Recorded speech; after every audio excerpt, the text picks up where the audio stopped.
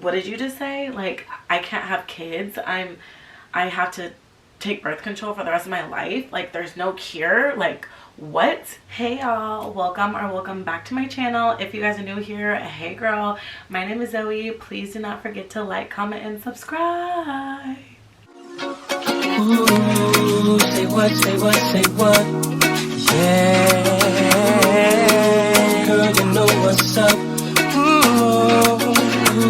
Hey beauties, so this is the series that you guys have been waiting for. If you're a girly who has PCOS, listen up because this video is for you. This is part 1 of the PCOS series where I'll be telling you the 8 things that has changed the game for me in my PCOS journey. I know you guys, it is not easy, and I did it holistically. So if this is something that's interesting you want to know what PCOS is, how to get it regulated, how I found out that I was diagnosed, you guys just keep on watching. I got you. Because this is a series, we're gonna start off with number 1 because I got a lot to talk about, okay? So let's just hop right into the video. First things first, of course, I want to give my disclaimer. I'm not a doctor, I'm not a dietitian, I'm not a hormone specialist. I'm just a girly who has PCOS that has been doing this journey by herself holistically because the doctors don't want to help, okay? Alright, so now that we have that disclaimer out the way, let's hop right into the video. So the first thing that we're going to be talking about is PCOS education. What is PCOS? So PCOS stands for polycystic ovarian syndrome. Basically, PCOS is a common hormone imbalance where there is more of the male hormone. We all have androgens. Every woman has androgens, but with us women with PCOS, we have a little bit more androgens in our body. PCOS also describes it as having little fluid-like sacs, basically like cysts on your ovaries. However, not all women have cysts on their ovaries. What causes PCOS? There's been so much research on it, and honestly no one really knows what causes PCOS. However, it does run in your family, so your mom can have it, your sister, or your daughter. Also with PCOS, a lot of women are insulin resistant. That's when we get into all of the symptoms with the weight gain. We're going to get into that. So what are the risks of PCOS? Having PCOS, first of all, it's nothing that you can cure. It's not something where it's like, oh, take this pill and you're cured. It's more so balancing your hormones and just making sure you're at that homeostasis. So what are the risks? The risk could be if you're a mother and you have it, it's more likely that you'll give it to your daughter. If you're not ovulating and you're not balancing your hormones, being infertile is also a risk. And then also being obese because of the insulin resistance that you can have with PCOS. I know, y'all. Amazing, right? Alright, so let's get into the symptoms. What are some symptoms of PCOS? How do you know that you have it? Well, first, if you have any of these symptoms, you can go to your doctor, let them know what you're experiencing, and your doctor can go ahead and test you for PCOS. So let's go over some of the symptoms that you might encounter. First things first, which is very common, is irregular periods or an absent period. So for me personally, I got diagnosed when I was 16 years old. Ever since then, I have always had irregular periods. So sometimes I can get them every 3 months, once every 6 months, and sometimes it gets really bad where it's like once a year. Another symptom are cysts on your actual ovaries. Like I said, not all women have cysts on their ovaries, and that doesn't mean that you don't have PCOS. Just some women have cysts while others don't. Then we get into weight gain. Excessive weight gain in a small amount of time. So if you're working out, doing the same thing, eating the same things, but you're gaining weight and you don't know what's going on, sis, you might have PCOS, okay? Also, excessive hair growth or hair loss. Some women might experience, having a little bit more hair on their upper lip, or even having like a full-blown beard. Some women just have like excessive hair like in other places like their stomach or their chest. And then on the contrary, hair loss. So having hair loss on the top of your head, patches, acne. If you are experiencing acne and it's hormonal acne, that can also be a sign that you might have PCOS. Infertility, skin tag, or dark patches on your skin, like if your neck, if you have like a dark ring over your neck, on your hands, if it's kind of dark right here, that's also a sign that you might have PCOS. So those are some of the common symptoms that you can expect with PCOS. So if you are somebody that might be thinking, hey, like, I don't know what's going on, I might have PCOS, and you have at least 2 to 3 of these symptoms, you might want to go to your doctor and just go ahead and get tested, because you don't have to have all the symptoms to be diagnosed with PCOS. In fact, I think you only need about 2 or 3 of these symptoms to be diagnosed. So how are you diagnosed? If you go to your doctors and you let them know, hey, I think I have PCOS, I want to get checked out, they can do it by an ultrasound or a blood test. For me personally, it was a long time ago when I was 16 years old, and I ended up having an ultrasound with no cyst on my ovaries, but still diagnosed. So how do you research this? Like, how did you figure this out? How did you know?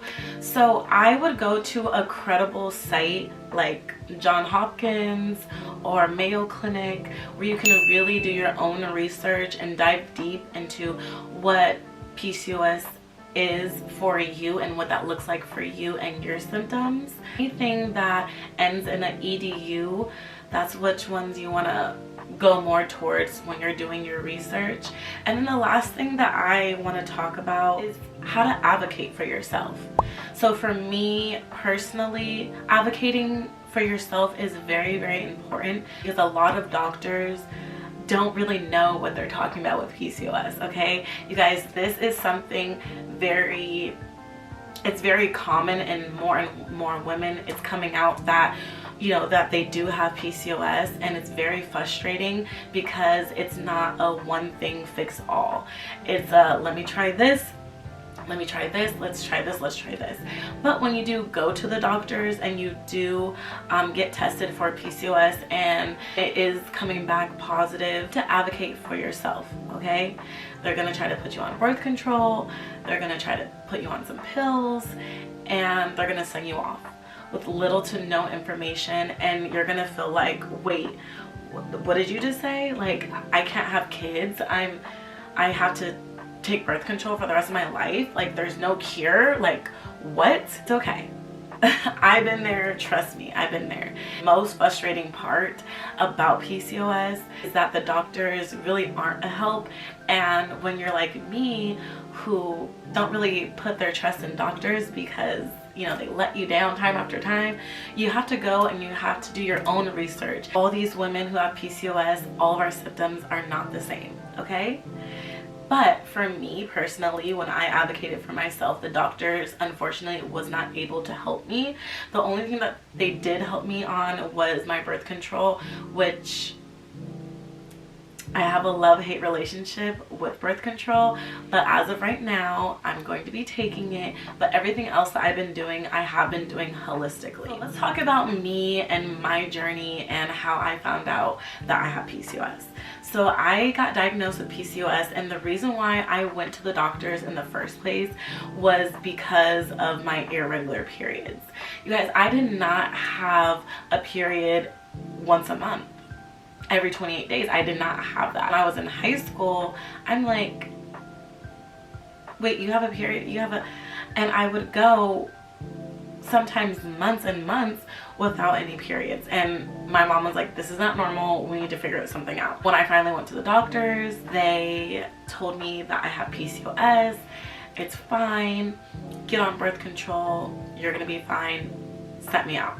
Now, the different symptoms that they told me at that time was infertility, irregular periods, and cyst on the ovaries. So that basically you would need to be diagnosed. I didn't know that it affects so much more than that. It affects your hair, it affects your mood, it affects, you know, the way that your food digests, your insulin resistance, all of these things that you're like, wait, what? You know what I mean? It's like I didn't know any of these things. So with me and my journey, I did do birth control for a long time, and that's all that I did. But unfortunately for me, my symptoms got worse because birth control is not a pill that just fixes everything. It doesn't balance your hormones. Birth control, people, does not balance your hormones, okay? It doesn't. It's really frustrating, and it's a frustrating process when thinking that you're alone, when there isn't a pill that's just gonna fix it all and that you're good. You're up in the air, and the people who are supposed to help you cannot. So that's why I'm here, and I'm here to tell you guys that I am still on this journey of regulating my hormones, but my symptoms have gotten significantly better, and I just wanted somebody that looks like me to come on and tell you guys you can have PCOS and you can still have children. You could still lose weight. You can still get rid of the acne. You can still grow your hair back. You're still a woman, and everything is going to be fine, okay? If you want to do this holistically, please listen to me. Everything that I'm doing is holistic other than the birth control, and I'll be walking you through it, okay? So I am so happy that we got through talking about PCOS, what it is and the education of it, some symptoms to look out for, and how to advocate for yourself and getting tested. I want you to stay tuned to next week's video, because next week we're going to be talking about vitamins and medications. For me, because I'm doing it holistically, I'll be talking about the different vitamins that you can use, but also I do want to talk about the medications that they do provide and offer, if that's something that you might be interested in. So I will see you beauties next week in part 2 of the PCOS series. If you like videos like this, do not forget to smash that like button, comment down below, and don't forget to follow your girl, okay? Bye beauties. Ooh, say what, say what, say what? Yeah.